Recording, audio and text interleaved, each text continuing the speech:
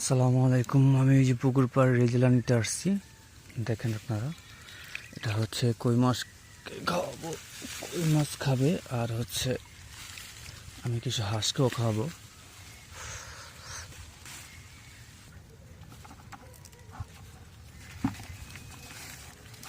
আমি একটা নেট বানিয়ে নিয়েছি।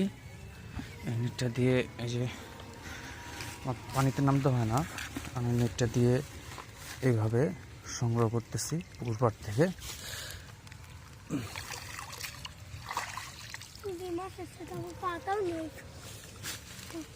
দেখতেছেন এভাবে রেজেলা নিয়ে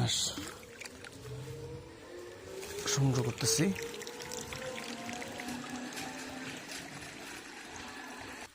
এখান থেকে আগাছাগুলো আমি ফালাই দিচ্ছি, আগাছাগুলো তো আর খাবে না।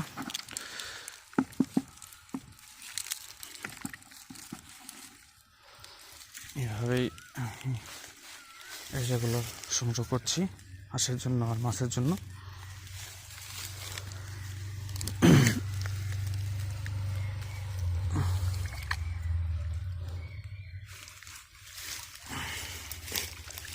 পানিটা সেঁকে নিচ্ছি আমি।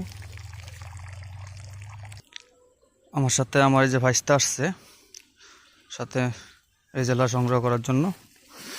ভাইস্তাকে সকালবেলা নিয়ে আসছি, কারণ ভাইস্তা আমার দেখি বাসায় আমার হাঁসকে লাঠি নিয়ে গুতাইতেছে, তো ডিস্টার্বের থেকে সাথে কইরা নিয়ে সাথে করে রাখাটাই ভালো।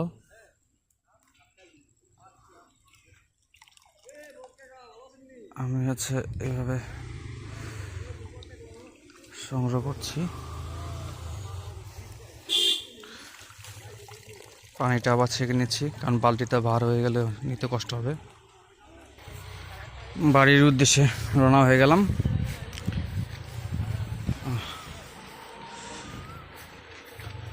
এখন হাঁসকে খাওয়াবো আর মাছকে খাওয়াবো। আপনারা সবাই জানেন যে 2,500 কই মাছ আছে, 2,500 কই মাছকে আমি খাওয়াবো।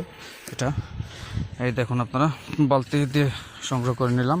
অনেকে রেজালা চাষ করে, আসলে রেজালা চাষ করা যায় গোবরের সার পানি দিয়ে একটা ট্যাঙ্ক বানিয়ে যদি রাখেন, তাহলে আস্তে আস্তে ওখানে থেকে রেজালা তৈরি হবে।